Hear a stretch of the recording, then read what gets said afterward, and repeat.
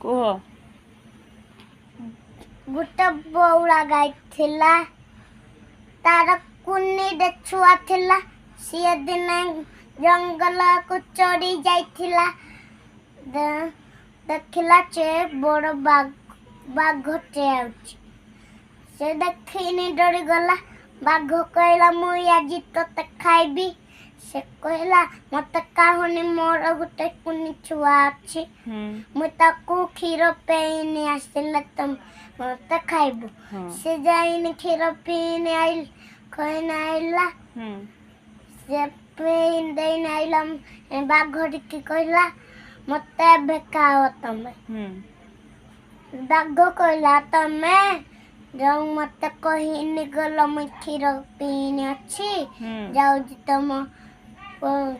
ମୋ କୁନି ଛୁଆକୁ କ୍ଷୀର ପିଇବା ପାଇଁ ତମେ